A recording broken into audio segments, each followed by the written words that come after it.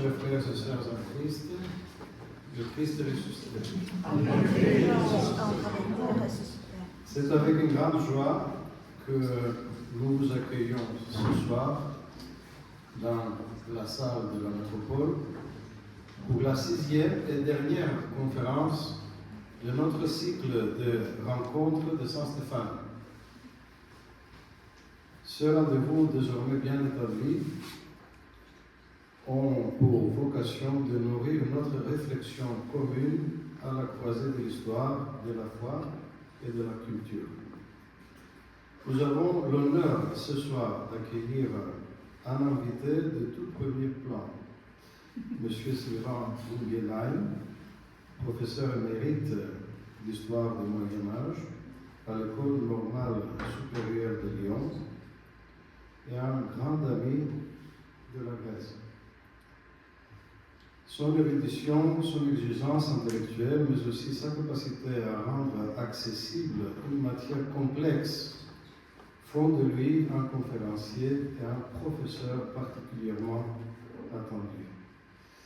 Le sujet qu'il a choisi d'aborder ce soir, la ville est tombée, 1453, la chute de Constantinople, est à la fois tragique et fondateur.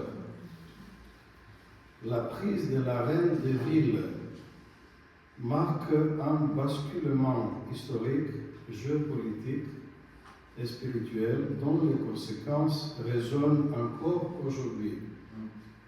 Cette date, lourdement chargée de sens pour les chrétiens orthodoxes, ne cesse d'interroger notre rapport à l'histoire, à l'identité et à la mémoire. Nous remercions chaleureusement M. Guggenheim d'avoir accepté notre invitation. Je vous remercie tous pour votre présence et je remercie encore une fois le professeur M. Chrysostakis pour sa présence. Et chaque fois, il est l'animateur de nos conférences et de nos discussions après les conférences. Bonne conférence. Merci beaucoup, Monseigneur.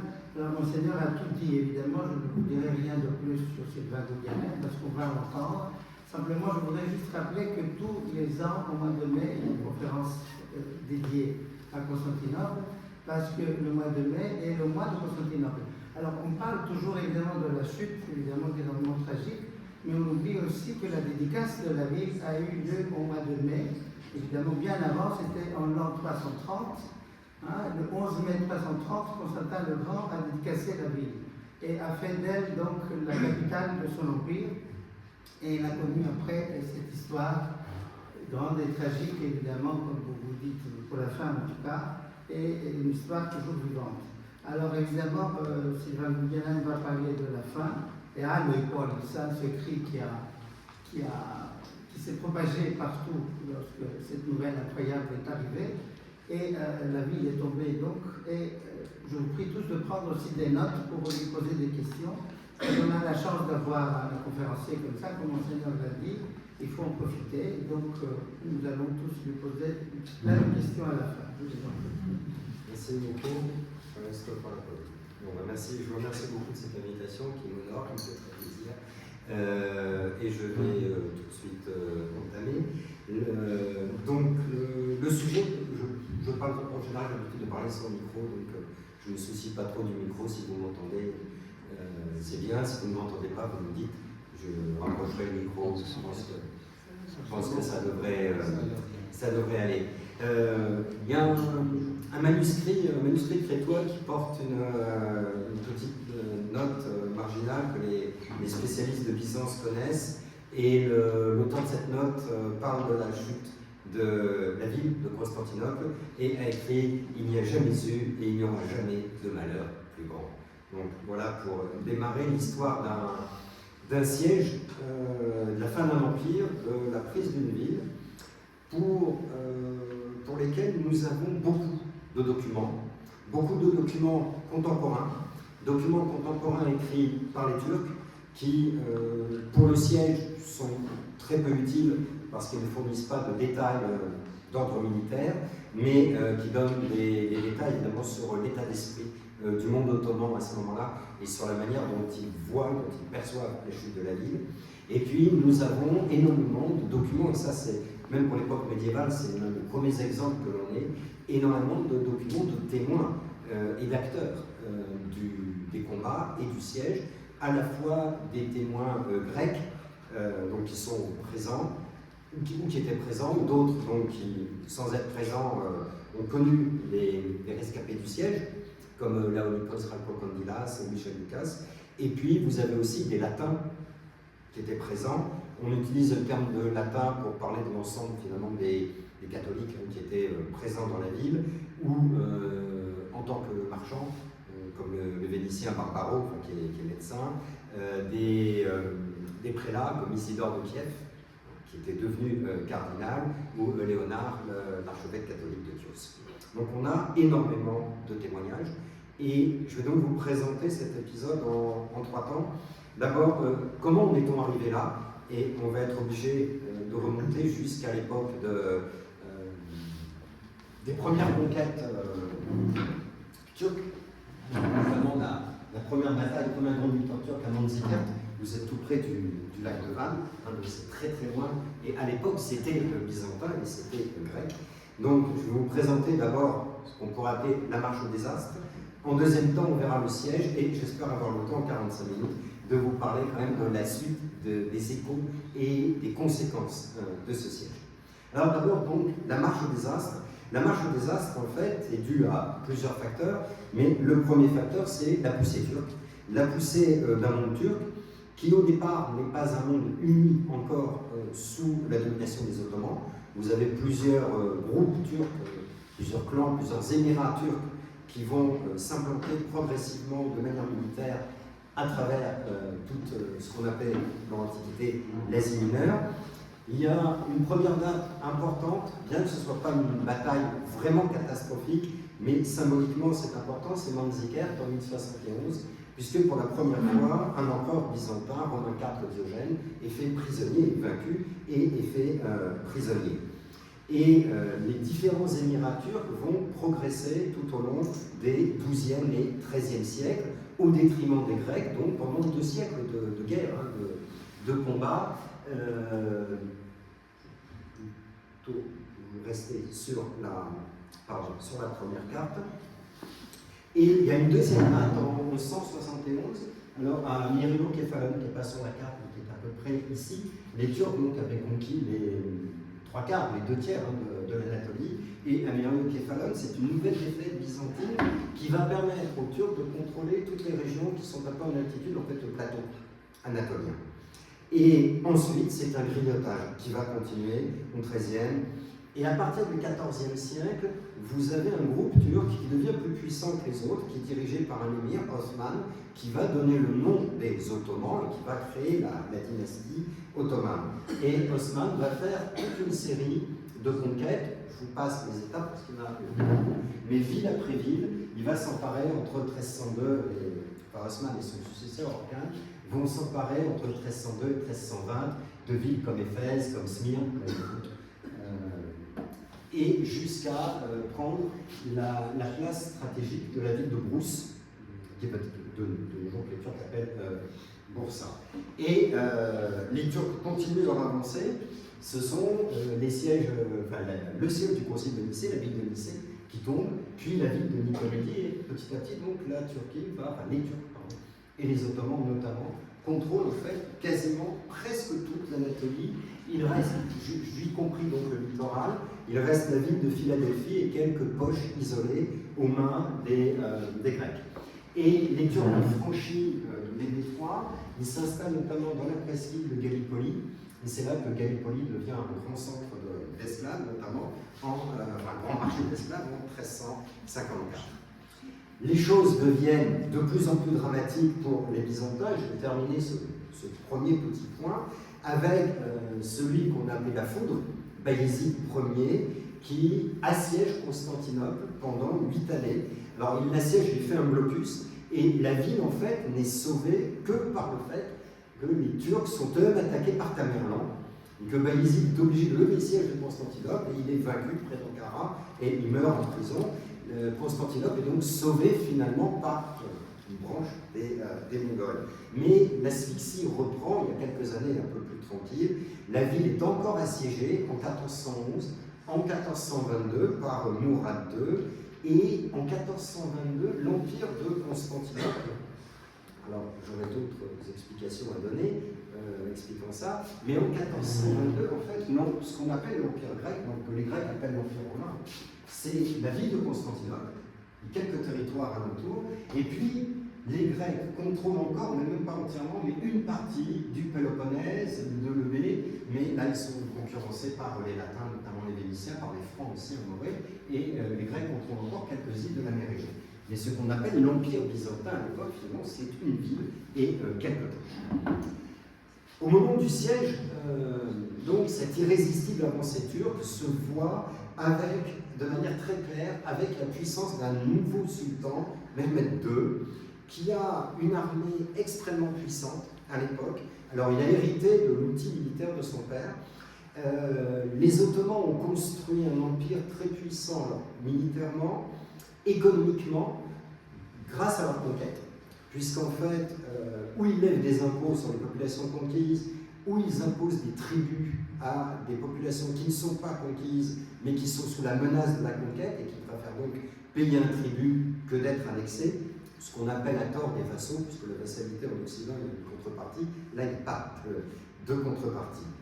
Et Mehmed II prépare, dès son arrivée au pouvoir, il a 19 ans, entre 19 et 20 ans, il prépare la prise de Constantinople, et l'un des signes les plus nets, un an avant le siècle, entre avril et août 1452, il fait construire sur la rive occidentale du Bosphore le fort, alors qu'on appelle Rumeli-Hisar en turc, mais que les Turcs avaient aussi appelé Boğaz-Kezen, ce qui veut dire le coupe-gorge.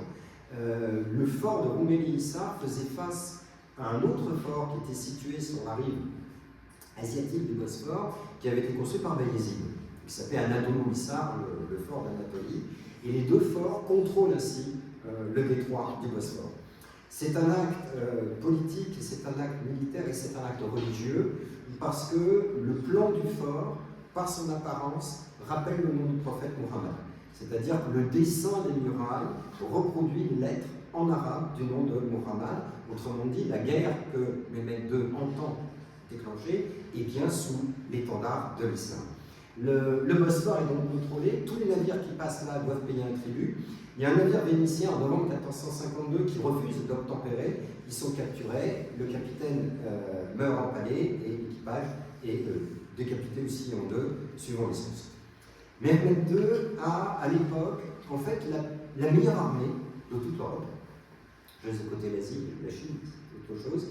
Il a la meilleure artillerie d'Europe. À l'époque, la France est en train de se construire une artillerie avec les frères Bureau. L'Angleterre en a un peu, le duc de Bourgogne en a un peu, on a une artillerie déjà dans ce monde latin, mais l'artillerie la plus importante, c'est celle des Ottomans.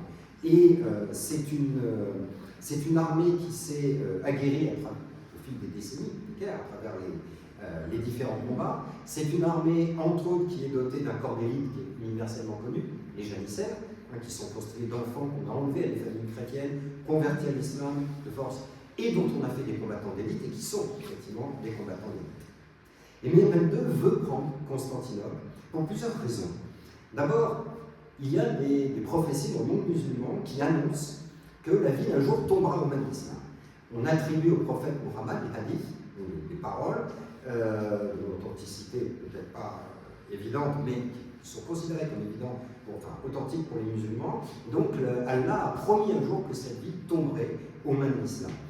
Dans l'entourage du sultan, Mehmed II lui-même, on est passionné par cette idée. On qualifie Constantinople de cicatrice sur le front de l'islam. C'est une citation que j'emprunte à des sources turques qui ont été traduites. Et Mehmed II se présente comme celui qui va réussir le dernier djihad, l'ultime djihad, en turc Gaza, c'est-à-dire qu'il va prendre la ville de Constantinople, et à ce moment-là, la chrétienté devrait tomber. Il restera Rome à prendre, et c'est bien dans les objectifs de Mehmed II, il va le prouver dans les années après, en faisant un débarquement en Italie, dans la région d'Otranto. Mehmed II a donc des ambitions d'ordre religieux, mais aussi d'ordre politique. C'est quelqu'un qui se fait lire la vie d'Alexandre le Grand, qui est fasciné par Alexandre le Grand et qui est fasciné par la dimension impériale.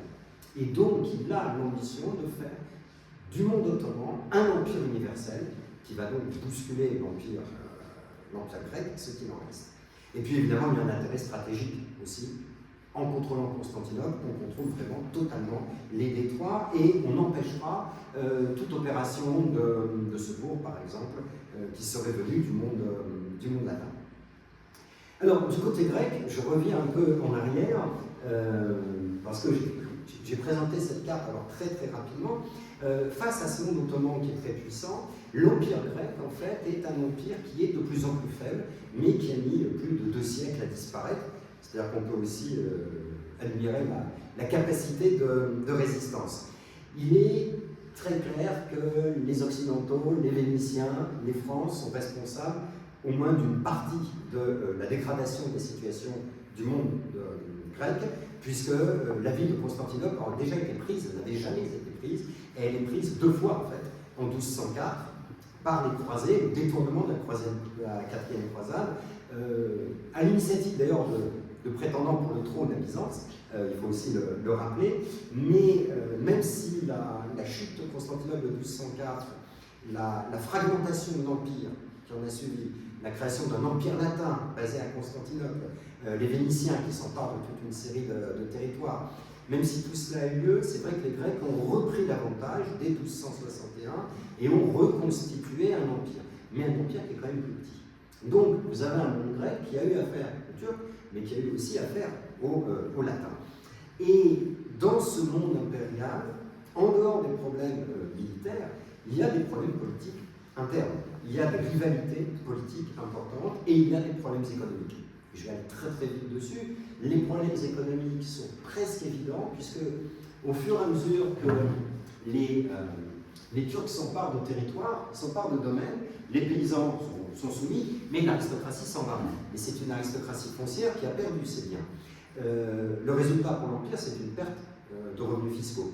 Et c'est une aristocratie qui quitte l'Anatolie pour aller s'installer dans la Grèce continentale, mais il n'y a pas non plus de domaine à prendre. Donc il y a une aristocratie qui est divisée, qui est fragmentée, qui est appauvrie, il y a un empire qui reçoit moins d'impôts, et puis il y a aussi les exigences turques. Pour ne pas avoir les guerres, il faut payer quelques tribus. Et il y a eu des querelles internes, politiques. Il y a 2 guerres civiles qui frappent l'Empire byzantin au XIVe siècle. Une première entre 1320, 1321 et 1328, et une deuxième, plus grave, entre 1341 et 1354. Et le malheur des Grecs est aussi en partie venu de même, puisque dans ces guerres civiles, les parties qui s'affrontent ont fait appel à des extérieurs. Donc on appelle les Serbes, de Stéphane Douzan, qui va comme ça prendre quelques territoires grecs, et on appelle même les Ottomans. Et des gens qui se battent entre Grecs et entre Orthodoxes font appel donc à des soutiens extérieurs, des soutiens qui sont dangereux. On dirait, mais normalement, Byzance a une armée importante. Alors non, Byzance n'a plus d'armée importante. Byzance n'a plus de marine de guerre depuis le début du XIVe siècle, alors qu'elle avait une excellente marine. Et le monde grec n'a pas ce dont dispose le monde latin, c'est-à-dire une féodalité guerrière. Vous n'avez pas cette pyramide féodale qui existe en France, en Angleterre, en Allemagne, en Italie, et une aristocratie guerrière assez nombreuse et rompue à l'art de la guerre. En fait, Byzance n'a jamais eu vraiment de féodalité. Je peux discuter de quelques détails. Et résultat, donc, l'habitude est de faire appel à des mercenaires. Alors, un des plus beaux exemples, je connais un peu moins mal que les autres, c'est la compagnie catalane qu'on fait venir en 1302. Les Catalans sont les seuls qui battent les Turcs, qui récupèrent une partie du littoral d'Asie mineure. Ils auraient même été, suivant certains textes, jusqu'au col des Portes de Fer, donc jusqu'au Taurus. Mais le problème, c'est que l'empereur de Byzance ne les paye pas, et quand vous ne payez pas des mercenaires, ils se retournent contre vous. Donc la compagnie catalane, après avoir battu les Turcs et récupéré des terres pour Byzance, se met à piller et à dévaster, y compris la montagne sacrée, l'Athos, à dévaster la Thrace, et ils ont fini par occuper toute la région d'Athènes, l'Attique, le duché d'Athènes pendant 80 ans. Donc le recours aux mercenaires, faire attention. Face à un danger turc et un danger musulman, on se dit aussi, assez logiquement, il aurait dû y avoir une unité des chrétiens. Et il n'y a pas d'unité des chrétiens. Cette unité des chrétiens, qui aurait permis une aide militaire, était subordonnée à la fameuse question de l'union des églises. Je pense qu'ici, il y a des gens ici qui connaissent ça bien mieux que moi encore.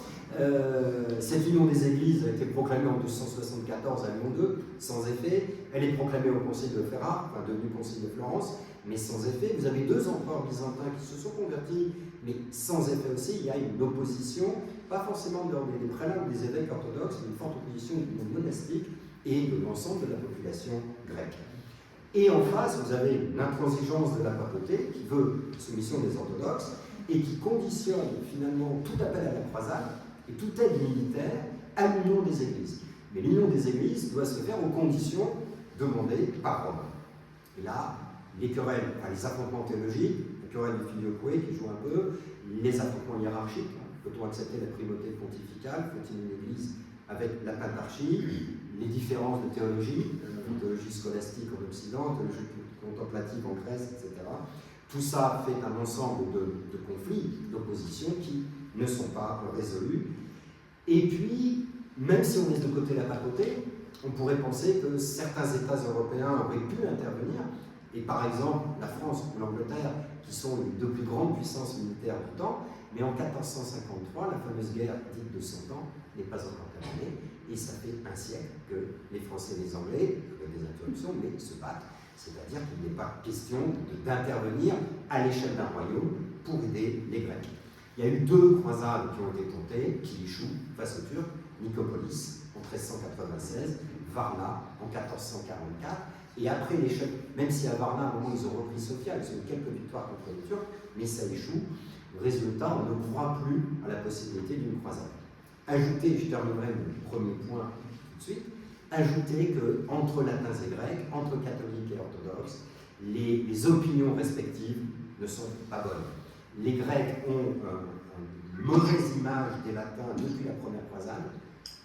Il suffit de lire Anne Comnène pour voir que dans un monde grec qui est quand même très cultivé, dans l'entourage d'Anne Comnène, vous avez des gens qui commentent Aristote, qui inventent même la méthode du commentaire de texte détaché du texte original, comme Michel d'Éphèse, Strate de Nicée, et ils voient arriver pour eux des barbares. Enfin, c'est les princes francs, flamands, normands, qui n'ont pas beaucoup fait de philosophie, et Anne Comnène voit des barbares et n'a qu'une idée, comme son père Alexis Comnène, c'est de les envoyer le plus vite possible, aller combattre les Turcs séleucides.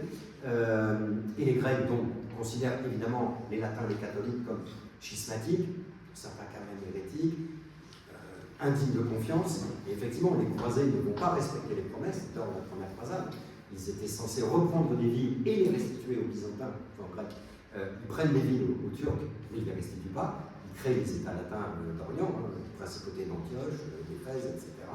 Donc les Grecs se disent qu'à la fois on a affaire à des soudards, à des schismatiques et à des gens en qui on ne peut pas avoir confiance. Et du côté latin, vous avez toute une série de stéréotypes contre les Grecs. D'abord, ils sont schismatiques, voire hérétiques, ils sont efféminés et ils sont indignes de confiance. Donc de toute façon, à part quelques individus, quelques exceptions, les rapports globaux entre les élites ne sont pas bons. Alors, j'en viens au siège, parce que c'est là l'essentiel. Ça, c'est l'ensemble des conquêtes turques, c'est assez impressionnant. Alors, j'en viens au siège. La ville était réputée imprenable parce que la ville était dotée de fortifications qui existent encore, elles ne sont pas très bien entretenues, à part 1 ou 2 endroits réservés aux touristes, c'est un peu dommage. Des murailles qui remontent pour l'essentiel, pas entièrement pour l'essentiel, au règne de Théodose, au début du 5e siècle. Ce sont, et tous les spécialistes, archéologues, historiens le confirment, ce sont les plus formidables fortifications de toute l'Europe. C'est la place forte la plus puissante de toute l'Europe. C'est la place forte normalement inexpugnable. Et la ville a résisté à une vingtaine de siècles dans son histoire au total, n'a jamais été prise, sauf en 1204, mais avec beaucoup d'aide aussi intérieure. Il y a un point d'accès qui est la Corne d'Or, mais la Corne d'Or, en cas de conflit, peut être barrée par une chaîne qui est sous l'eau, comptant par des cabestans, et une chaîne qui fait plus de 700 mètres de long, mais qui empêche des navires ennemis donc de rentrer dans l'estuaire de la Corne d'Or. Et Les murailles qui sont le long de la Corne d'Or, le long de la mer de Marmara et le long du Bosphore, donc en fait les trois parties du trapèze, hein, en gros, ces murailles-là, là, vous avez simplement une muraille qui est simple, et pas une double muraille, mais de toute façon, où les plages sont très peu larges, on ne peut pas vraiment débarquer, où il y a des hauts fonds qui interdisent l'arrivée des navires. Les seules possibilités, c'est les ports qui sont là, mais qui sont assez bien défendus. Donc en fait, pour un assiégeant, l'endroit par où attaquer la ville, c'est celui-là, mais c'est l'endroit qui est le mieux défendu, puisque là, il y a une double muraille, il y a une double enceinte, et c'est là qu'en général, tous les combats ont eu lieu. C'est là que vous avez le dispositif le plus impressionnant. Je n'ai pas le temps de vous le détailler, mais pour que vous ayez une idée, suivant les endroits, la profondeur totale, c'est entre 58 et 80 mètres. Donc c'est absolument colossal. Le premier fossé que vous avez fait 8 mètres de profondeur, et donc il y a deux murs. Le premier mur, là c'est en anglais, outer wall, hein, le premier mur qui est là fait 9 mètres de hauteur. Les tours font à peu près entre 12 et 14 mètres. Et puis vous avez donc un couloir, le péribolos, et vous avez le mur intérieur qui est colossal, qui s'élève suivant les endroits entre 15 et 20 mètres, et les tours font entre 25 et 30 mètres. C'est un ensemble absolument remarquable. Hein. Les quelques images qu'on a ou les parties restaurées le montrent encore. Il y a un point faible par contre, lié à la topographie, puisque vous avez une partie qui est un peu déclinée, qui correspond au fleuve Lycos et qui correspond à ce qu'on appelle le mésotikon, le mur du milieu. Et c'est là notamment que Mehmed II va se placer, c'est là qu'empereur Constantin Dragazès va se placer également, et c'est là qu'auront lieu, non pas toutes les attaques, mais les attaques les plus fortes, parce que c'est le point le plus faible à cause de la petite perte d'altitude. Il y a un élément qui est très curieux, c'est que, je vais parler des effectifs, les défenseurs avaient le choix, où ils se plaçaient sur le premier mur, qui est moins haut, ou sur le deuxième. Et on se dit assez logiquement, ils auraient dû se placer sur le second mur, qui est beaucoup plus élevé. Et ils se placent sur le premier. Ils se placent sur le premier qui est plus long, alors qu'ils ne sont pas nombreux. Mais parce que le mur intérieur s'arrête ici, ne va pas jusqu'à la Corne d'Or. Il y a seulement le mur extérieur qui va jusqu'à la Corne d'Or.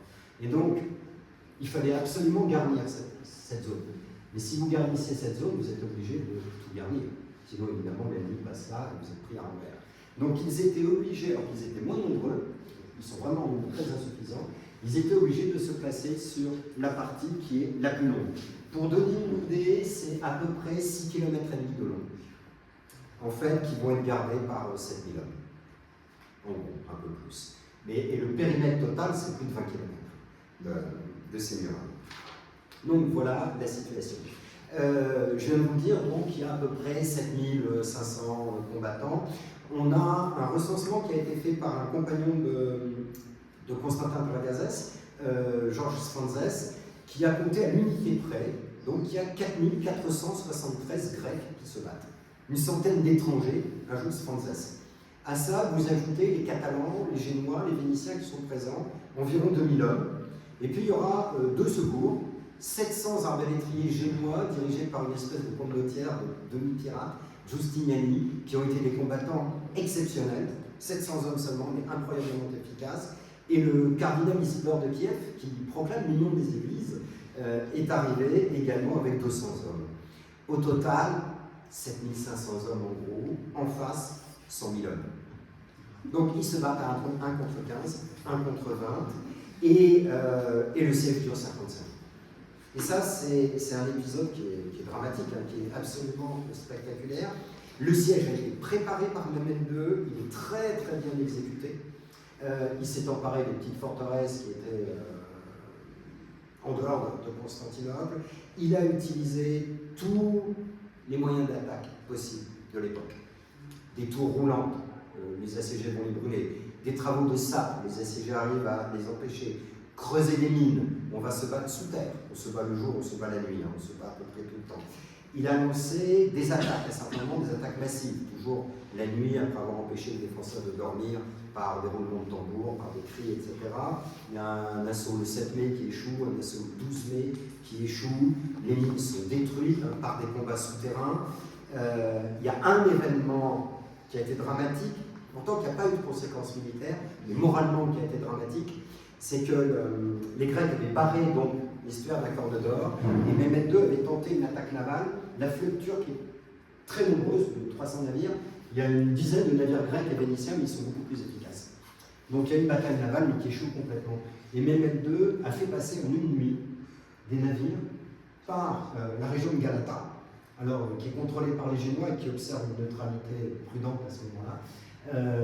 Mehmed II donc, a fait déboiser en une nuit, il a fait passer sur des rondins de bois la colonne de Galata, il a fait passer des navires dans le dos des navires grecs et vénitiens. Ils ne peuvent pas les battre, mais ils créent une menace, ils ne peuvent pas prendre d'assaut ces murs-là, mais ils obligent à dégarnir un peu les murs qui sont ici, et psychologiquement, tous les témoins qui ont observé la scène disent l'effroi des habitants de Constantinople.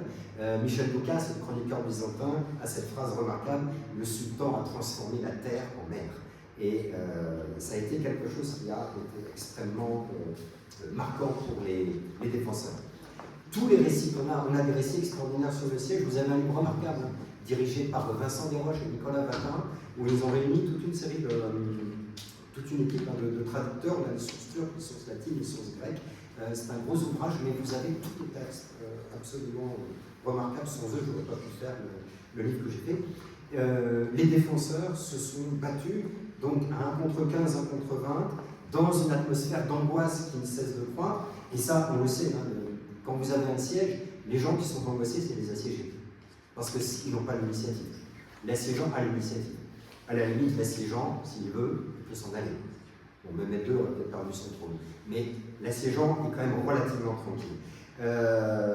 Barbaro, le médecin vénitien, dit plus que les feux allumés toute la nuit, c'était surtout leurs cris que nous, les chrétiens, ne pouvions supporter. Les effectifs sont très faibles, donc les hommes ne quittent pas les murailles, qui restent sur place tout le temps, on ne peut pas relever. La nuit, il faut combler les fossés. Vous avez les cadavres qui s'amoncellent, c'est des choses que les sources rapportent aussi. Les cadavres sont très mauvais au bout de 24-48 heures. Au bout de 2 semaines, 3 semaines, 4 semaines de siège, c'est épouvantable. Donc il faut se débarrasser des cadavres qui sont là, et on le fait la nuit. Il y a une tension physique et nerveuse colossale. Dans certains cas, elle entraîne des heurts entre assiégés. Les vieilles rancœurs catholiques orthodoxes remontent parce que les esprits sont à bout de nerfs. Il y a un moment, Giustiniani, c'est rapporté par plusieurs chroniqueurs, et le grand-duc Notaras ont failli en venir aux mains, parce que Giustiniani réclame des canons.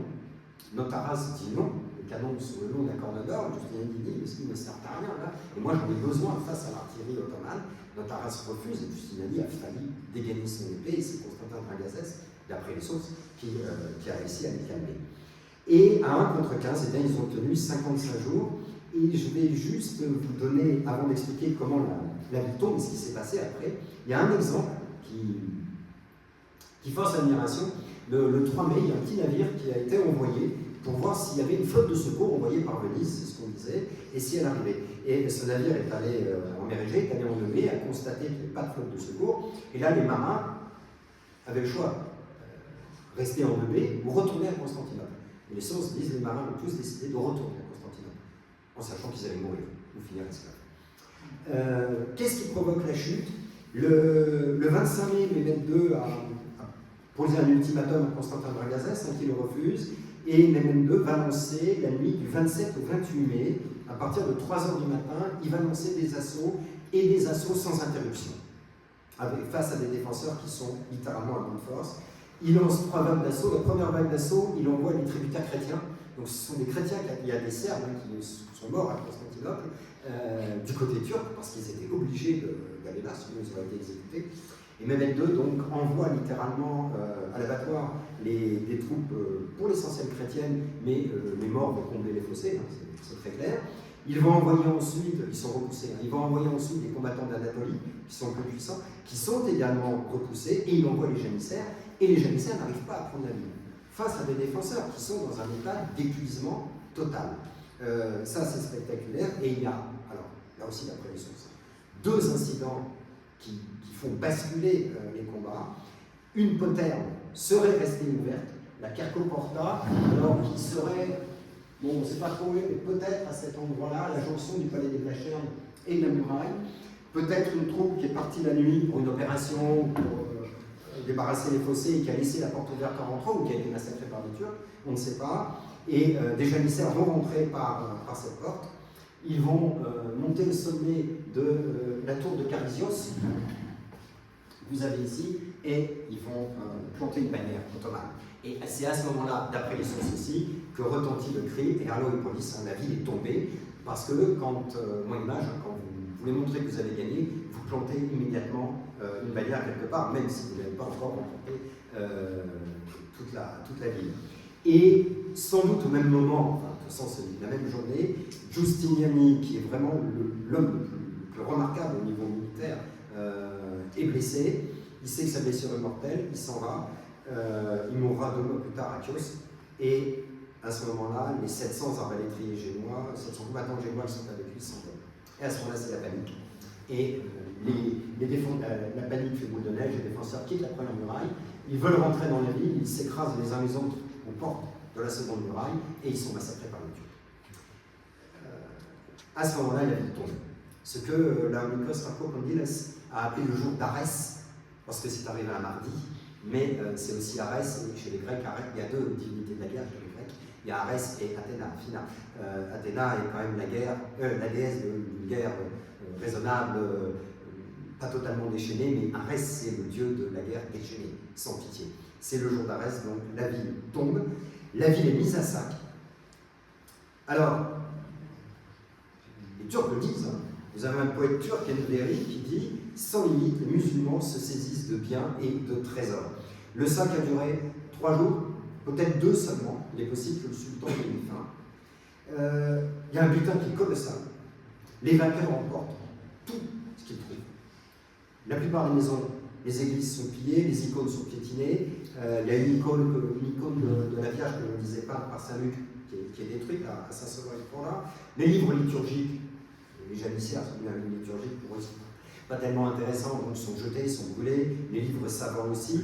Il y a quelques quartiers un peu épargnés, le Pétrium au nord, quartier tenu par des marchands génois entre autres, ça ne veut pas dire qu'ils sont créés. La population est totalement affolée puisque ça se fait à l'aube. Les gens sont réduits en esclavage. Alors ça c'est très clair, les Turcs le disent, hein.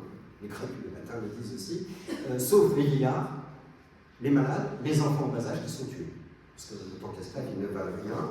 Il y a quelques centaines d'habitants qui arrivent à rejoindre les quelques navires vénitiens et génois qui vont forcer le barrage de la flotte turque. De toute façon, les marins turcs se précipitent également pour le pillage, donc ils sont partis. Les chroniqueurs disent Nicolas Secondinos, qui est témoin, qui assiste au siège, qui parle parfaitement le grec et le latin. Secondinos a écrit partout l'image de la mort. Barbaro, le médecin vénitien, dit que le sang coule dans l'eau comme un jour de forte pluie. Il compare les corps jetés à la mer aux melons qu'on trouve dans les canaux de sa ville natale à Venise. Michel Doukas parle des files infinies, plus longues que les troupeaux de bétail et de moutons des esclaves. Laonikos Rakokondiles décrit des scènes déchirantes. On pouvait voir partout dans le camp turc, un grand nombre d'hommes et de femmes qui s'appelaient les uns les autres à grands cris et des enfants épouvantés par cette catastrophe.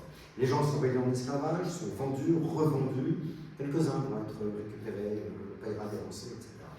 Il y a aussi, il faut le dire, ce n'est pas spécifique de Constantinople, mais ça s'est passé, il y a des viols, on n'a pas le nombre, par centaines ou par milliers, des viols de femmes, n'importe quelle femme peut être violée, des viols de jeunes garçons. Alors on va dire, ce sont les Grecs qui racontent des choses méchantes sur les Turcs. Non, parce que les chroniqueurs turcs le disent. Vous avez Tursun Bey, en 1488, qui est un haut fonctionnaire ottoman, et je le cite, c'est dans le livre de Vincent Desroches et Nicolas Lapin, il parle des conquérants turcs, ils tirèrent dans les rues les beautés grecques, franques, russes, hongroises, chinoises. Je ne sais pas où il a vu des Chinoises à Constantinople, mais bon. Et les adolescents qui suscitent le trouble, les rencontres paradisiaques, garçons à la taille élevée, aux joues teintes de rose, aux cils semblables à des arcades, aux nez effilés, aux tempes recourbées. Je vous passe les autres descriptions. Il n'y a pas que Tursun Bey qui dit ça. D'autres chroniqueurs turcs, Chafer Çelebi, vantent la beauté des vierges de Constantinople, des charmants garçons, je le cite, au corps d'argent semblable à la perle cachée. les tantes du Padishah réalisent des promesses coraniques. Les houris sont retirés sous les tentes. Mehmed II rentre donc dans cette atmosphère de pillage, de vol, de viol, de tuerie, de mise en esclavage. Mehmed II rentre dans Hagia Sophia, dans Sainte-Sophie, il libère quelques captifs, un imam entre dans l'église, prononce la shahada, professe une fois l'islam. Mehmed II a 21 ans, il a pris la vie imprenable. Aussitôt, on rebaptise les portes. Par exemple, la porte de Saint-Romain est sans doute tombée, Constantin, je n'ai pas eu le temps de vous en parler, il est mort dans l'année 20 dans les combats. Elle est rebaptisée la porte du canon, Topkapi. Par contre, la ville n'est pas tout de suite rebaptisée Istanbul. Ça viendra plus tard. Mehmed II, dans les jours qui suivent, prend en main la ville. Il a fait éliminer tous les grands dignitaires du palais, ce que dit Michel Lucas. Le Vénitien Contarini, qui est l'homme l'un des Vénitiens les plus importants, est exécuté, ils sont décapités, égorgés. Et incontestablement, j'arrête là mon deuxième point, j'ai le temps de vous parler un peu de la suite, incontestablement, c'est vécu des deux côtés comme une guerre de religion. On ne veut pas trop le dire de nos jours, je suis désolé, mais Mehmed II le dit lui-même. Il écrit après sa victoire, il envoie des lettres dans le monde musulman, il envoie des lettres à la Mecque, il envoie des lettres au sultan du Caire, et il dit très clairement, les textes sont traduits, ils sont dans le livre de Desroches et Batin, j'ai accompli un pas décisif dans le chemin de Dieu, c'est le djihad, une des meilleures voies suivies par nos ancêtres, dit-il au calife du Caire, est celle du combat dans la voie de Dieu. Nous sommes engagés dans cette voie, nous sommes constants dans cette aspiration. Et du côté chrétien, bien évidemment, ça a été perçu du côté grec comme du côté latin, évidemment pas comme quelque chose comme un choc religieux majeur, et on a fait revivre des prophéties, d'anciennes prophéties qui datent souvent du 8e siècle, la prophétie du pseudo-méthode, il y en a d'autres, où en tordant un peu les prophéties, on arrivait à montrer que la chute de Constantinople avait été annoncée. Il doit me rester un peu plus de 5 minutes, un peu moins de 10, je ne veux pas non plus aller trop vite, mais l'intérêt des prophéties, ça a été très bien vu par les collègues byzantinistes, Marie-Hélène Combourgo et Marie-Hélène Blanchet. Les prophéties avaient un intérêt du côté chrétien, c'est qu'elles arrivaient à donner un sens à quelque chose qui n'avait pas de sens. Parce que militairement, la ville est imprenable, elle ne doit pas être prise. Et puis, comment expliquer que Dieu accepte la perte de Constantinople et que Constantinople tombe aux mains de l'islam? C'est pas possible. Et donc, pour cet événement qui est absurde, qui n'a pas de sens, pour qu'il ait un sens, c'est une vraie catastrophe, au sens grec étymologique du terme. Pour que ça ait un sens, il faut qu'il y ait une intention divine qu'on arrive à retrouver, et cette intention divine, on a été la chercher dans des textes prophétiques. Donc, finalement, et donc les chrétiens ont connu des péchés, bon là, ça va être l'explication un peu classique. Alors, que se passe-t-il après la chute? Après la chute. Dans le monde grec, c'est une désolation sans nom. Il n'y a pas eu, il n'y a jamais eu, il n'y aura jamais de malheur plus grand. Et dans le monde latin, c'est la stupeur.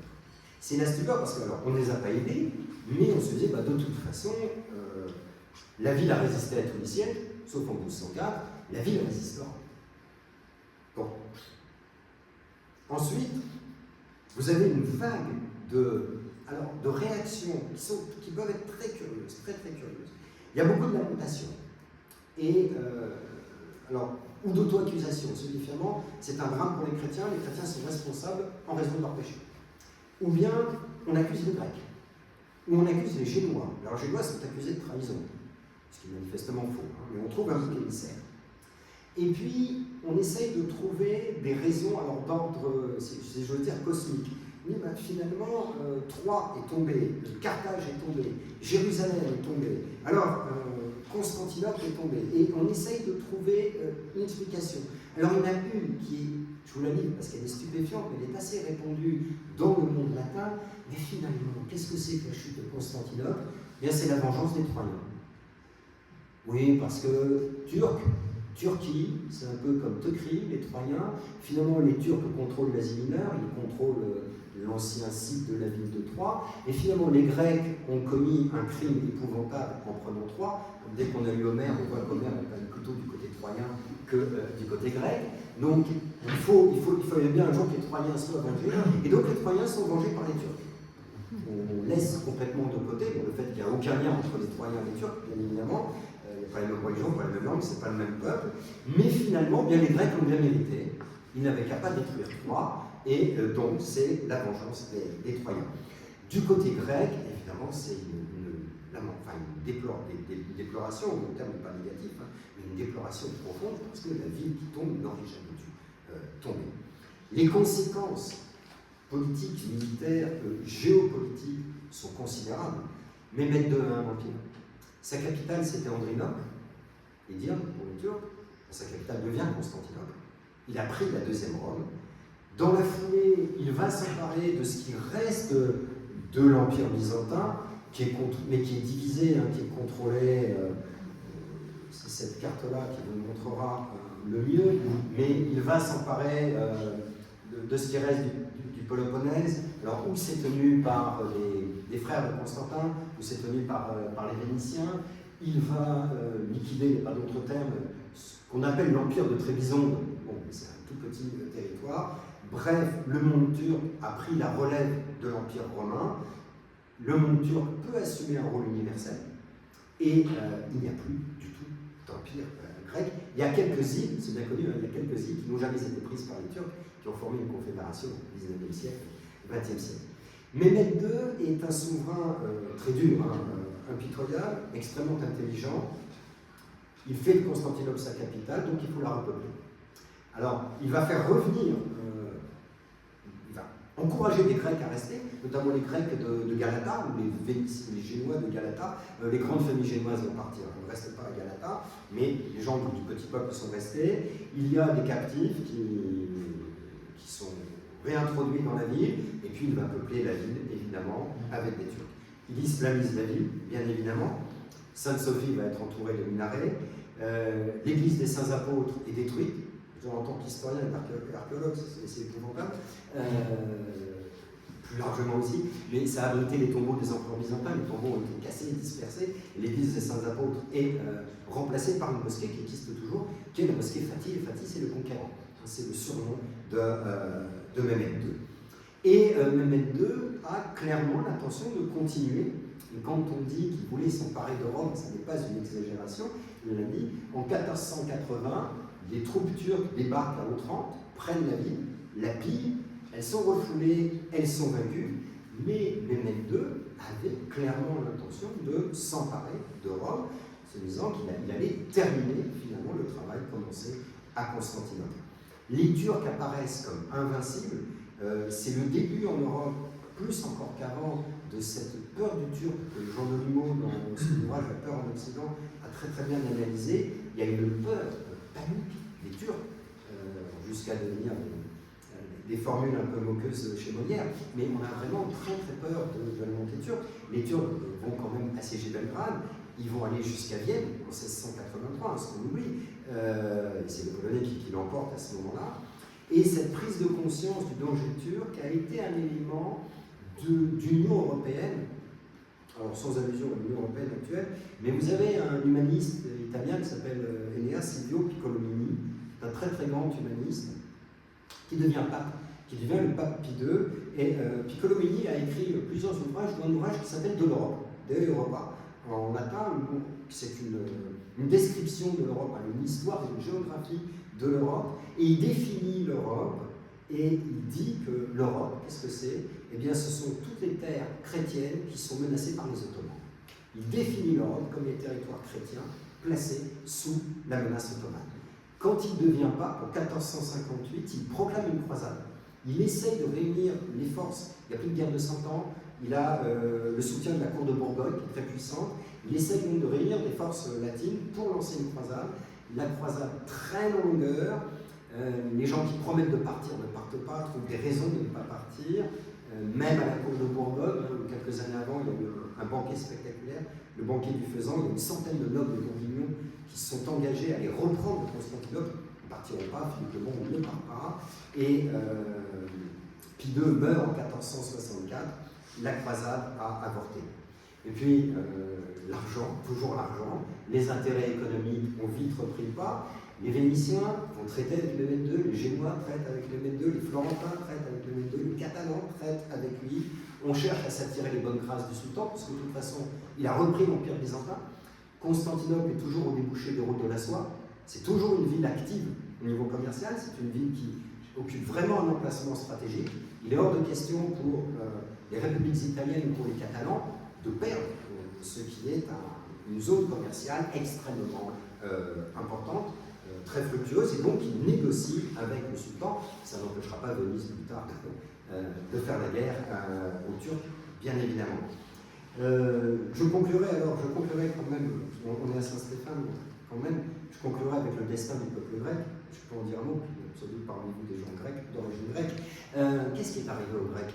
Ils ont vécu pendant 400 ans, un petit peu moins, un petit peu plus, suivant les endroits de la Grèce, sous domination ottomane, dans un monde ottoman, alors qui leur a laissé la liberté religieuse, une liberté qui est contrainte, hein, c'est le statut de dhimmi, c'est-à-dire que vous payez un impôt spécial, ce qui encourage au moment les conversions. Vous pouvez garder vos églises, mais vous n'avez pas le droit de construire de nouvelles, et il est assez difficile de restaurer les églises. Alors ça va dépendre de la bonne volonté du sultan en place, et c'est, là je ne fais pas de prêche, hein, mais c'est une réalité historique. Qu'est-ce qui a maintenu la langue grecque au-delà de la religion et la culture grecque? C'est l'Église orthodoxe. Parce que les Grecs se sont rassemblés. En fait, c'était le seul élément qui pouvait fédérer, d'autant plus que le système turc, en fait, est favorisé. Puisque, pour les Turcs, les Grecs devaient vivre suivant leur religion, dans le cadre du millet, donc soumis, mais entre Grecs, et ils pouvaient conserver leur langue, ça ne gênait pas les sultans. Les Albaniens ont conservé leur langue, hein, par exemple. Donc, c'est l'Église orthodoxe qui a maintenu non seulement la religion orthodoxe, mais la langue grecque et la culture grecque. Et ça se voit très très bien au moment de la guerre d'indépendance, enfin le premier combat d'indépendance de 1821-1823, et ça se voit jusqu'à l'indépendance définitive de la Grèce. Enfin, le souvenir de ce drame, et là c'est un témoignage personnel, par ce contrôle, mais chaque fois que je vais en Grèce tous les ans, bon, le souvenir de la chute de Constantinople est toujours vivant en Grèce. Dès qu'on parle un peu avec les gens, c'est une date qui est connue. Voilà, je ne vais pas développer ici, je pense que vous savez de quoi je parle. Je vous remercie.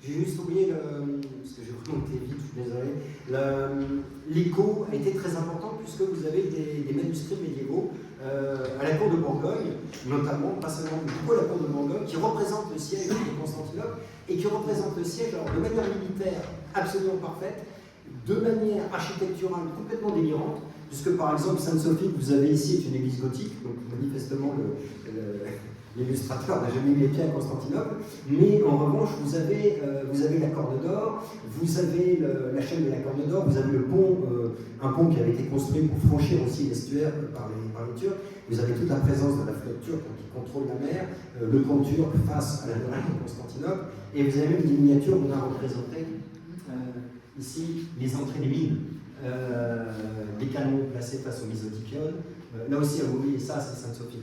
Vous voyez que la ressemblance avec la vraie Sainte-Sophie est assez difficile à percevoir. Mais ça vous montre quand même l'impact du siège. Hein. Vous avez beaucoup de manuscrits avec des enluminures très belles.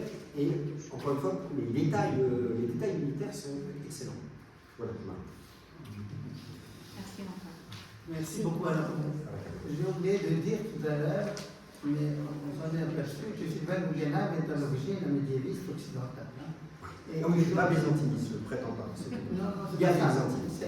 Donc, il nous fait l'amitié de parler de sujets, si vous voulez, un peu plus grecs, si je peux dire, mais du byzantin en tout cas, et avec quelle aisance et quelle clarté. Mais en même temps, vous voyez que la connaissance des sources latines occidentales est très utile. Hein. Vous avez confirmé ce que je viens de dire avec le document qu'on voit à l'instant, parce que une des choses, les premières choses que je voulais souligner, il y a eu beaucoup de choses et certainement la salle va compléter ce que je dis, c'est la diversité des sources. Alors, Sylvain Goudiana m'a parlé tout à l'heure d'un ouvrage évidemment auquel nous devons tous beaucoup, qui est paru, édité par un byzantiniste, Vincent Desroches, et un ottomanologue, Nicolas Batin, qui ont réuni toutes les sources qui parlent de la chute de Constantinople et les ont traduites en français avec une grande équipe de gens. Et ça, c'est très utile. Et évidemment, basé, comme il l'a dit tout à l'heure là-dessus, Sylvain Goudiana m'a fait un livre aussi que nous n'avons pas mentionné tout à l'heure, Constantinople 1453, paru l'année dernière, qui exploite ces sources, parce que les sources, il faut les donner et après, il faut les exploiter pour faire le récit précis. Et là-dedans, il y a beaucoup de textes qui sont écrits en latin ou en langue occidentale. Là. Et c'est très important, comme c'est Godinos, dont vous parliez tout à l'heure, etc. Voilà. Donc ça, c'est une première chose de voir comment l'historien approche les choses. Si vous voulez, il y a toujours le côté, évidemment, sentimental, qui est très fort ici, le sujet l'appelle, mais surtout cette multiplicité de sources qu'on a besoin de consulter pour pouvoir donner quelque chose de complet au plan historique. Alors, je ne sais pas si vous avez des questions, j'en ai beaucoup, mais peut-être, voilà. Allez-y, oui. Okay. D'abord, mille merci pour votre discours extraordinaire. Merci. D'abord, professeur Guggenheim, mille merci pour votre discours formidable, extraordinaire. C'était vraiment une grande inspiration. J'ai commencé à lire votre livre sur la chute de Constantinople,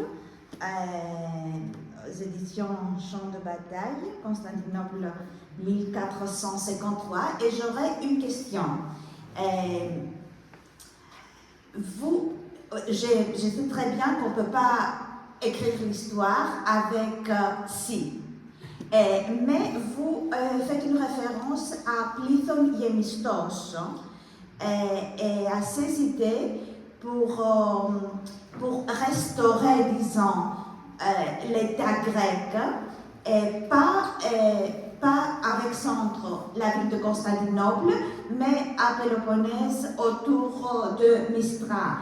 Et qu'est-ce que vous pensez de cette idée? Est-ce que c'était une option réaliste ou tout était perdu? La réponse est simple. Militairement, non, ça n'est pas réaliste.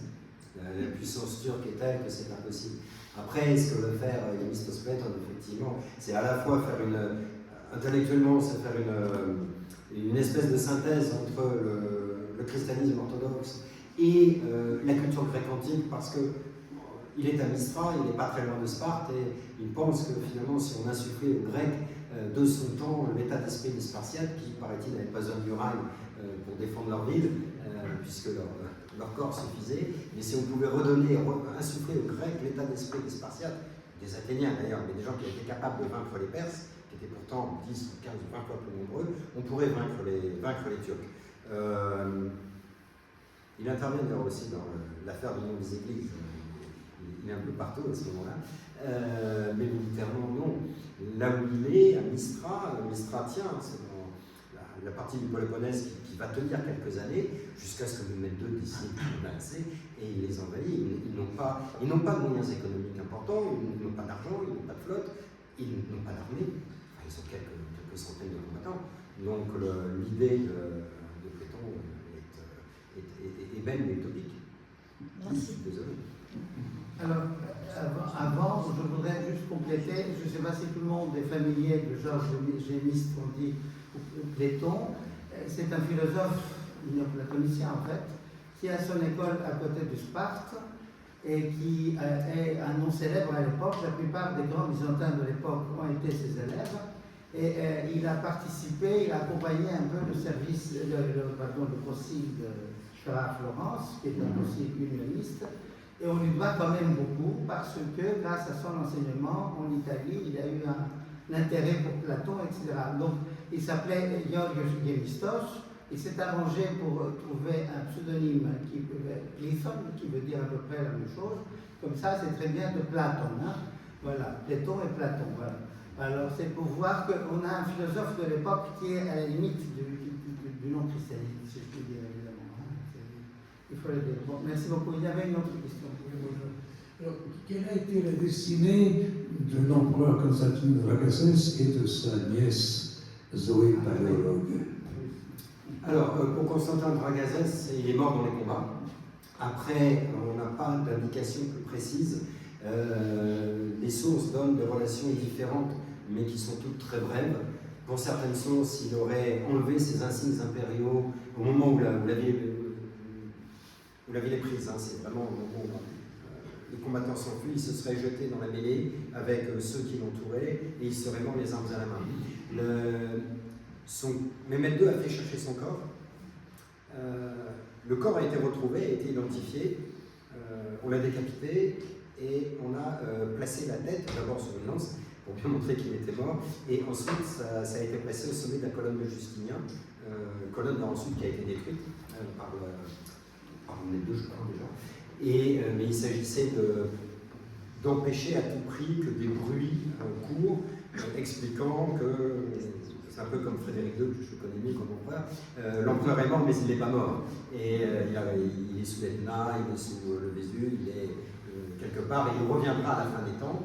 Donc ça, Mehmed II voulait à tout prix éviter ce genre de choses et bien montrer que Constantin Dragacès était mort. Ce qui est intéressant, c'est que on ne sait pas, on ne sait rien, et ça prouve que les Turcs qui l'ont tué ne savaient pas qu'ils avaient tué l'empereur, ou ceux qui l'ont tué sont morts après, peut-être, mais personne n'est venu voir Mehmed II en disant que j'ai tué l'empereur. Parce que le janissaire qui serait venu voir le sultan en disant que j'ai tué l'empereur aurait reçu des récompenses évidemment formidables. Or, aucune source turque ne le mentionne, aucune source latine, aucune source grecque, ce qui accrédite l'idée qu'il est vraiment mort dans l'anonymat. Il a eu un comportement. C'est quelqu'un qui a laissé, je crois, dans la mémoire grecque, des visions contrastées, parce que certains l'admirent, puis d'autres lui reprochent d'avoir été vaincu, mais il a été un grand politique.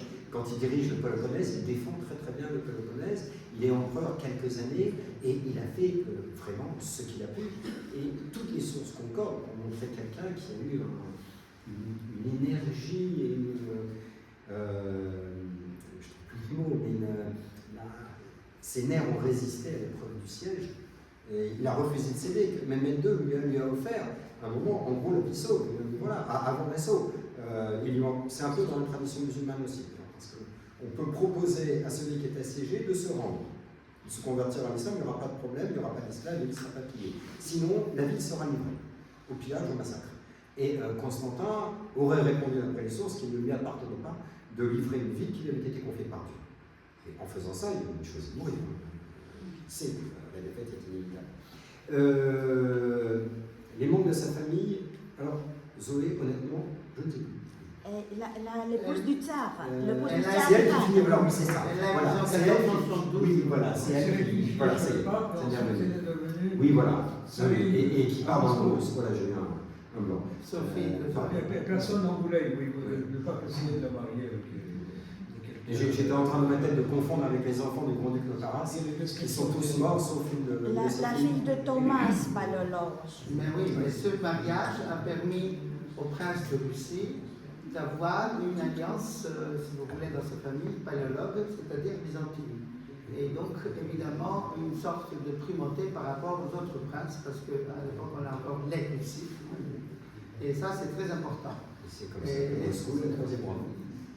En partie, oui, c'est ça. Bon, il a, c'est pas, oui, ça a aidé. Ça a aidé, oui, c'est ça. Et puis aussi l'aigle bicéphale qui est passé comme ça, qui venait des paléologues, hein, et qui est passé comme emblème des tsars, évidemment. Parce qu'évidemment, des tsars plus tard, ils ne sont pas tsars encore. Voilà, vous voyez que l'histoire continue, voilà, comme je le disais. Autre question? Oui, voilà. Oui, bonsoir et merci pour cet exposé. Moi, je pars de très loin, je connaissais que assez peu cette histoire. Ce qui m'intéresse, vous avez décrit une situation très noire, où l'homme humain est réduit à une forme de violence.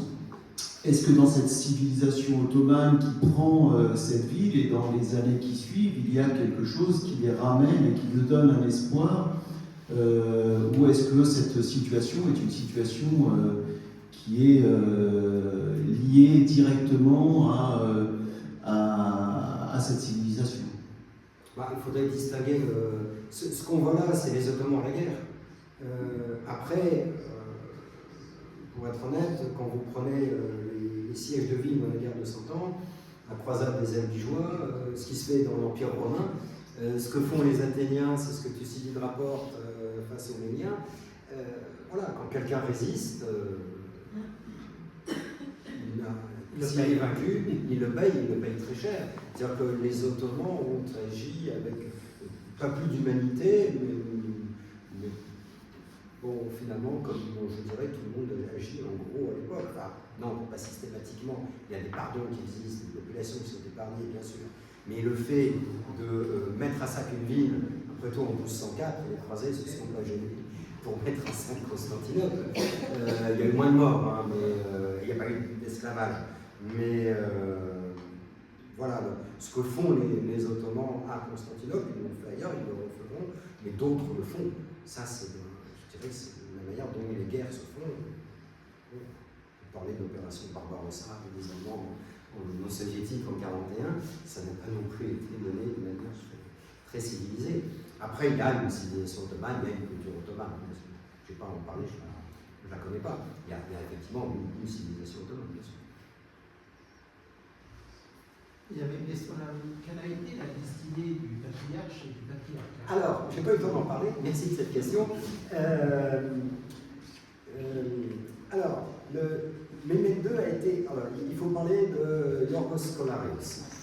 Mais alors, en très peu de mots, Yorgos Kolarios est un laïc, d'ailleurs, je prends bien au départ, un philosophe, un aristotélicien, qui va devenir platonicien, qui est favorable au moment des questions de l'union des églises, qui est favorable à l'union des églises, et puis qui va basculer dans les années 1440 dans le camp anti-unioniste, notamment en suivant Michel Evgenikos, qui est le seul théologien byzantin à avoir refusé au Concile de Florence l'union des églises, qui a été proclamé au Concile de Florence.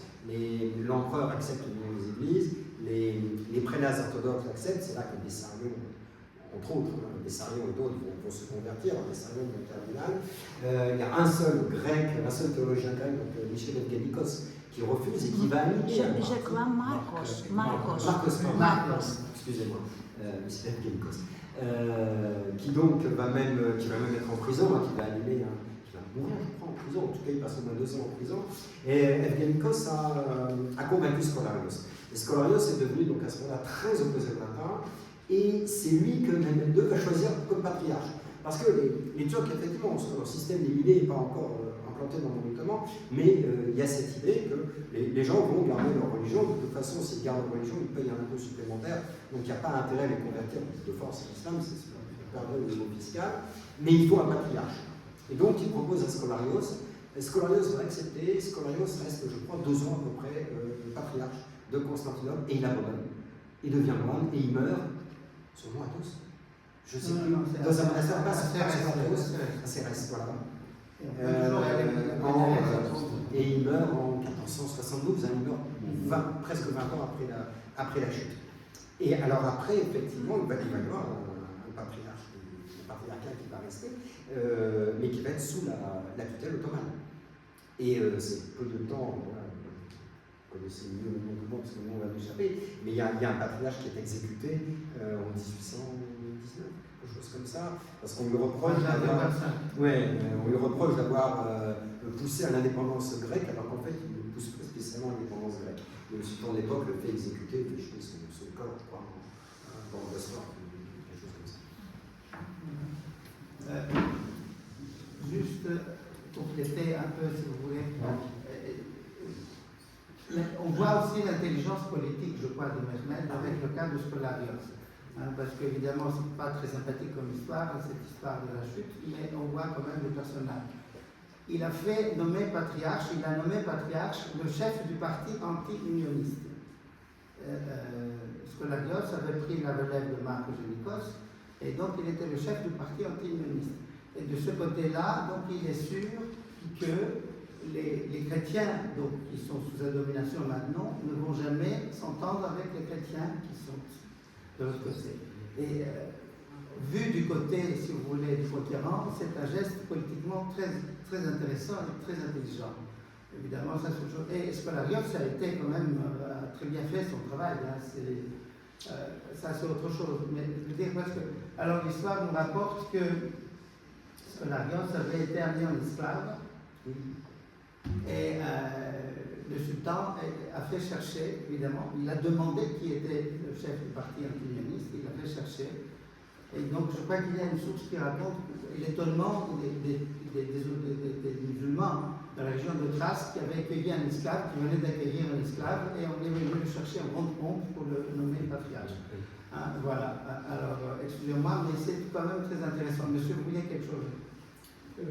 Ce qui m'intéresse, c'est de connaître éventuellement le rôle de la population à Constantinople. On sait qu'en 1565, à Malte, la population s'est battue avec les chevaliers contre les Ottomans. Est-ce que l'on a des témoignages de ce qu'a pu faire ou n'a pas pu faire la population à Constantinople? Excellente question. C'est une excellente question.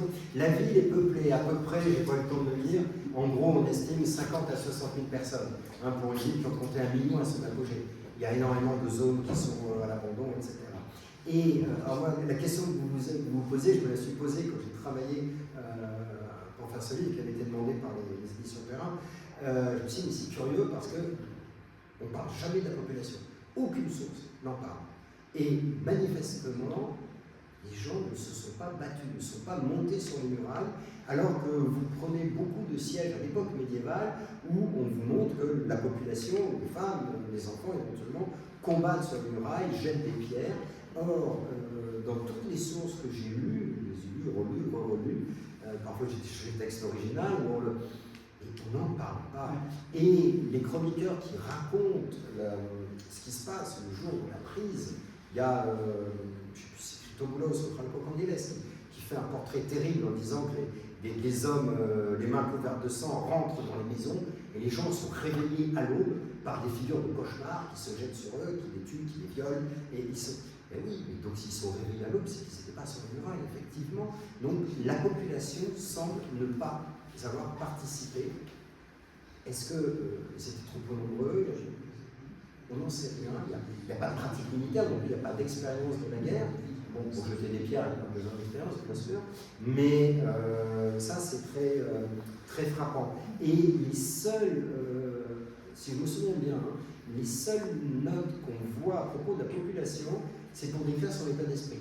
Et par exemple, 3-4 jours avant l'assaut final, il y a une procession qui est faite à l'intérieur de Constantinople. On promène une icône de la Vierge et quelqu'un trébuche, peu importe, et l'icône tombe. Et les chroniqueurs disent, bon, tout de suite, c'est interprété comme le signe que la ville va tomber, et les sources qui en parlent disent que la population est désespérée.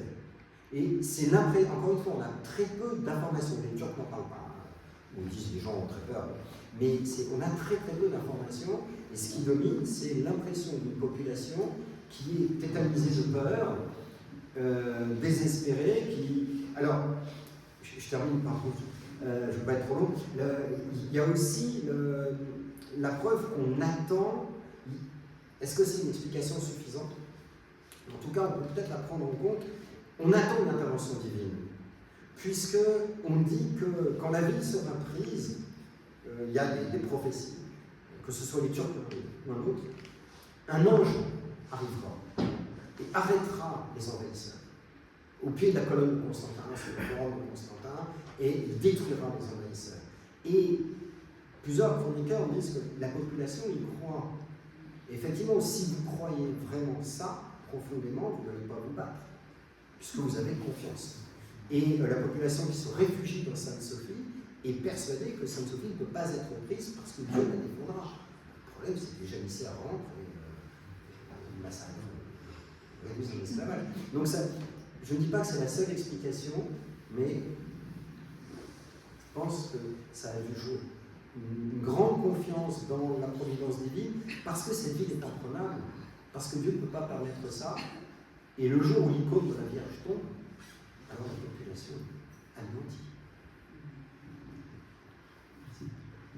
avec tout le respect, professeur, et je ne suis pas historienne par formation, par éducation, mais j'ai lu dans des livres grecs que la population de la ville n'a pas combattu, mais elle aidait pour la restauration de murailles, pour apporter de l'eau aux combattants, et même les enfants, même les femmes, et des travaux auxiliaires, on dirait. Mais je ne me rappelle pas les sources. Je l'ai aussi, dans quelques sources le disent, effectivement, très peu mais le disent, je suis entièrement d'accord. On a des témoignages, notamment la nuit, travaux de réparation, parce que je n'ai pas eu le temps d'en parler, mais M2 est une artillerie très puissante, il y a des portions de murailles qui s'effondrent, et il faut réparer les murailles, et on répare les murailles la nuit. Moyennant quoi, d'ailleurs, les Turcs déplacent les canons la nuit et frappent d'autres endroits. Et effectivement, il y a quelques textes, et les livres que vous citez sont justes, hein, il y a quelques textes qui nous disent que la population participe. De même que les habitants de Galata ont joué un double jeu, c'est-à-dire que le jour ils sont soumis aux Turcs, aux Ottomans, Galata est protégée par les murailles, et Mehmed II laisse Galata tranquille. Galata aura après un sort particulier, il y aura un texte juridique qui imposera à Galata un règlement, le règlement ottoman. Mais Mehmed II ne l'attaque pas, mais il exige de Galata une neutralité totale. Et Galata et ses pairs, c'est la même ville, Galata est aux mains des Génois, mais beaucoup de sources indiquent que la nuit, les habitants de Galata traversent la Corne d'Or pour aller ravitailler les Grecs, les Catalans, les Vénitiens et aider aux murailles. Et le jour, ils livrent aux Turcs de l'huile. Pourquoi livrent-ils de l'huile? Parce que les canons turcs chauffent comme tous les canons de l'époque, et les canons qui chauffent finissent par exploser, et il faut refroidir les canons. Et entre autres, de l'eau, mais de l'huile très très efficace pour refroidir les canons et éviter les évasions de température, les explosions des bombardes. Donc ils aident les bombardes turcs pendant le jour, et ils aident les assiégés pendant la nuit. Donc effectivement, la population non combattante, on la voit intervenir dans les sources. Mais c'est vrai qu'au total, on la voit peu, et notamment pas de participation directe, je me casse le dire de ça, au combat. Mais je suis tout à fait d'accord. Ouais. Est-ce que je pourrais ajouter, s'il vous plaît, peut-être ce qui a frappé les Occidentaux, et peut-être aussi les Turcs, est le fait que les anti-unionistes, surtout les moines, n'ont pas résisté, ce qui est vrai pour l'orthodoxie. Les moines ne se battent pas comme les catholiques. Mais est-ce vrai ce que Mehmed a dit par réputation, dit que voilà 300 000 hommes qui sont moines et qui ne sont pas battus. Est-ce vrai? Je ne sais pas si la phrase est exacte ou si elle est apocryphe, mais c'est vrai, c'est bien connu, hein, le monde byzantin ne comprend pas la croisade, par exemple. Il y a une séparation en fait entre l'empereur et le patriarche. Même Nicéphore Phocas a vaguement essayé de faire en sorte que les gens qui combattent contre les Turcs puissent être considérés comme des martyrs.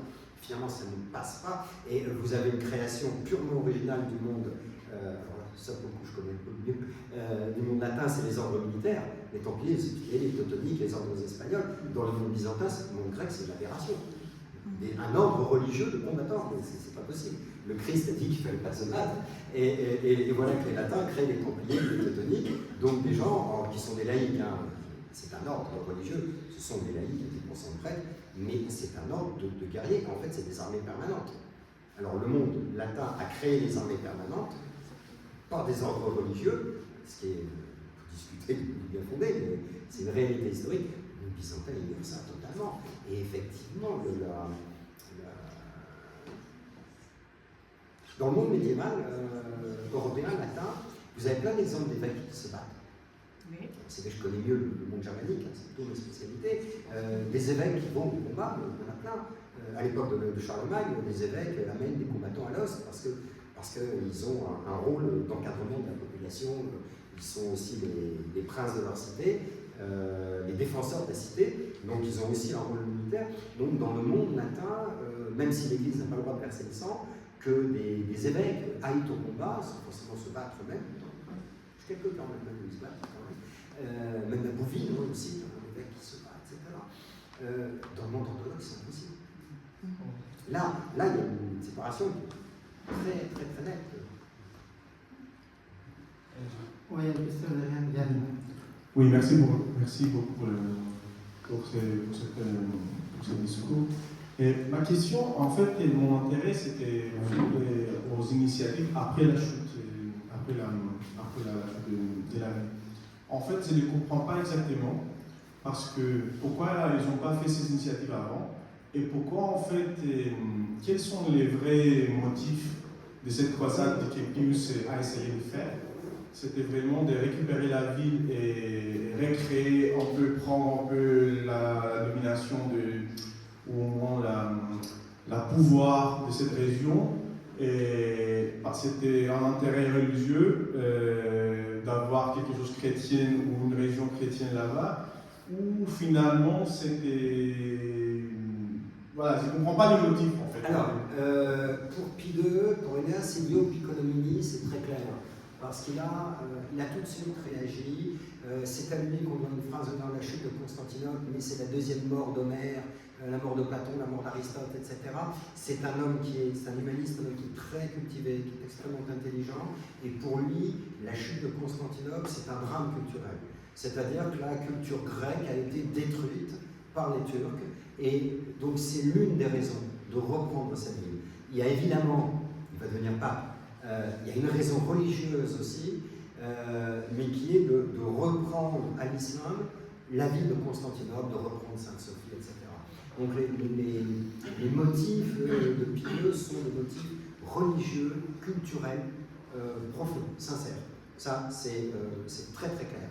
Et si la croisade avorte, ce n'est pas de sa faute. Il a vraiment tout fait pour que cette croisade soit lancée. Il a poussé les Vénitiens, il a poussé les Génois. Le roi d'Aragon promet d'intervenir. Il essaye d'avoir l'aide des Français, des Anglais, etc. Il s'est démené. La croisade démarre maintenant, mais avorte. Si on laisse maintenant Pie II de côté, pourquoi les Vénitiens sont-ils intéressés par la croisade et par une éventuelle reprise de Constantinople? Bon, en même temps, ils hésitent parce qu'ils veulent garder tous les avantages commerciaux avec le sultan, mais si éventuellement ils participent à ça, dans leur idée, c'est que Constantinople soit de nouveau contrôlée par le monde chrétien, entre autres, si possible, peut-être par eux, comme en 1204, puisqu'ils ont Constantinople, les 3/8 de l'Empire quand même, et les intérêts, je ne veux pas être méchant avec les Vénitiens, mais les intérêts des Vénitiens sont, je ne dis pas qu'il n'y a pas d'intérêt religieux, je pense que ça serait faux, mais les intérêts des Vénitiens sont avant tout des intérêts économiques et politiques. Comme les Génois. Maintenant, la dimension religieuse n'est quand même pas à négliger dans le monde latin. Vous avez des concours de poésie qui sont organisés dans le royaume d'Aragon autour de la chute de Constantinople. Il y a quand même une émotion religieuse parce que cette ville, même si c'est le monde orthodoxe, cette ville a une aura, enfin, c'est la deuxième aura. Et même dans le monde catholique, ça reste quelque chose de puissant. Donc, pour certains qui partent en croisade, qui annoncent partir en croisade, la dimension religieuse n'est pas absente. Certainement pas. Mais, effectivement, à Venise ou ailleurs, il y a aussi des ambitions, des intérêts, des perspectives politiques ou économiques, bien sûr. Mais pour Pie II, c'est très clair. Merci. Et peut-être pour compléter, enfin pour élargir un peu, vous avez dit tout à l'heure, le pape s'intéresse beaucoup à ce qui est grec. On voit bien qu'à l'époque, on dit latin et grec, mais les Grecs eux-mêmes, enfin ce qu'on appelle les Grecs, les Byzantins, et les Byzantins non plus, c'est pas nous, c'est pas l'Empire byzantin. L'Empire byzantin est une terminologie du XVIe siècle. Ils s'appellent des Romains eux-mêmes. Et ils sont conscients qu'ils sont comme ça, et jusqu'au dernier empereur, donc il est couronné comme empereur des Romains. D'où, jusqu'à aujourd'hui, si vous allez au patriarcat à Constantinople, vous avez Rum patriarcalisé. Ce mot Rum vient de là. Et le nom indique beaucoup de choses. Jusqu'à un certain point, on disait romain, peu à peu il y a l'éloignement, et après on commence le grec et le latin. Et ça, il faut toujours regarder à chaque époque comment les uns appellent les autres et comment on s'appelle soi-même, parce que ça indique beaucoup la conscience des gens pour les autres, mais aussi pour soi. Et les Grecs vont finir par s'appeler Hellène une fois qu'ils estimeront que Hellène ne veut plus dire païen, mais veut dire grec. Le nationalisme grec est important pour faire voler la Grèce et elle se considère plus comme romain. Tout à fait. Parce que l'appellation grecque ou hellène, dans les premiers temps chrétiens, si vous voulez, on voit au paganisme. Alors il ne faut pas être grec.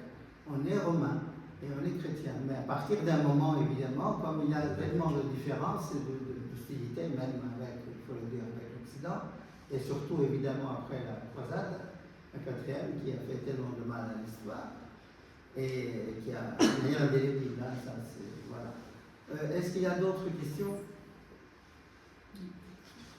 Ok, je ne veux pas abuser de... Allez-y, voilà. J'aurais une question un peu provocative. J'ai lu dans des livres historiques que la chute de Constantinople a été la cause de la chute de l'Empire. Parce qu'il y a des livres qui écrivent, dont on lit, que l'Empire de Nicée a été une très belle initiative, avec beaucoup de succès pour la restauration de l'hellénisme. Une économie forte, une armée forte, tout ça. Et après la reconquête de Constantinople sous Paléologue, l'institution de Constantinople comme capitale de l'Empire, le déclin était inévitable. Alors, on voit chez beaucoup d'historiens spécialistes de Byzance ont souvent repris cette idée. C'est que en fait, l'Empire grec s'est jamais totalement remis du drame de 1204. Même s'il n'explique pas lui tout seul ce qui se passe par la suite, mais il y a eu là un coup d'arrêt extrêmement important, alors que le XIe siècle est un siècle d'apogée des Macédoniens, le XIIe siècle, en fait, comme net, ça fonctionne quand même plutôt bien, et 1204 a vraiment été un drame. Et de toute façon, même si après 1261, il n'y a plus d'empire latin à Constantinople, mais il reste toujours, jusqu'en 1453, des territoires qui sont aux mains des Francs, aux mains des Vénitiens, aux mains des Génois. Et, je ne veux pas être trop long, mais l'une des raisons qui explique la faiblesse de cet empire des Paléologues, qui est très brillant culturellement, mais qui n'est pas puissant économiquement, c'est que l'économie est contrôlée en fait par les républiques marchandes italiennes. Les Vénitiens, je crois les Vénitiens et les Génois, seulement les Vénitiens, je ne sais plus, mais récupèrent les revenus des douanes de Constantinople.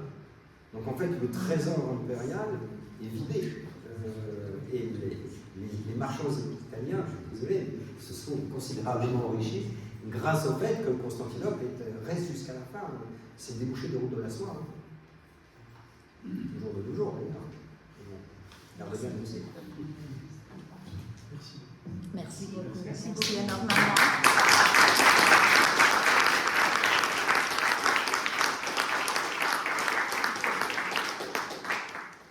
Donc je renouvelle les remerciements évidemment à Sylvain Bouquenem qui a clos de cette manière-là donc la série des conférences de cette année, les conférences à Stéphane, qui vont reprendre au mois d'octobre évidemment, puisque maintenant c'est devenu plus qu'une coutume, hein, c'est vraiment une habitude, je dirais, pour tous. Un événement majeur qui va venir sous peu, c'est la réunion des jeunes organisée annuellement depuis 2-3 ans maintenant. Cette année, c'est sur le sujet, je crois, est-ce sûr. Ce sera du vendredi 20 au lundi 23 juin 2025. C'est organisé au foyer hellénique de jeunes à Châtenay-Malabry, mais évidemment, ils vont passer ici. Si vous voulez voir tous les jeunes, ils vont être là le dimanche, donc 22, c'est ça. C'est l'actualisation du Concile de Nicée. Oui, bon, évidemment, tout ça est porté sous l'égide, si je puis dire, du Concile de Nicée. Vous savez que cette année, nous fêtons les 1700 ans depuis la tenue de Nicée 1, donc 325. Premier grand concile, donc concile écuménique, auquel nous devons une grande partie du credo que nous récitons dans tous les offices.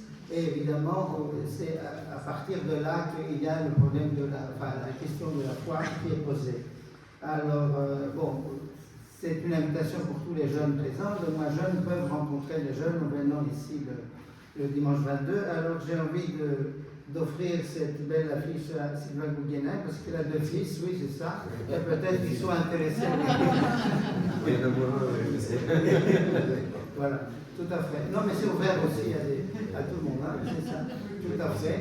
Voilà, et puis aussi un remerciement pour cette série, bien sûr, le Monseigneur qui veut que ça se fasse, Puis les infatigables pères qu'on voit très peu, mais le père Ambroise, le père Panayotte, le père Job, et qui est là et qui travaille beaucoup pour que cette série donc devienne réalité et puisse vous inviter ici. Alors évidemment, tout ceci est prolongé comme à chaque fois par quelque chose qui se passe de l'autre côté, moins spirituel, mais évidemment toujours très agréable. Merci beaucoup.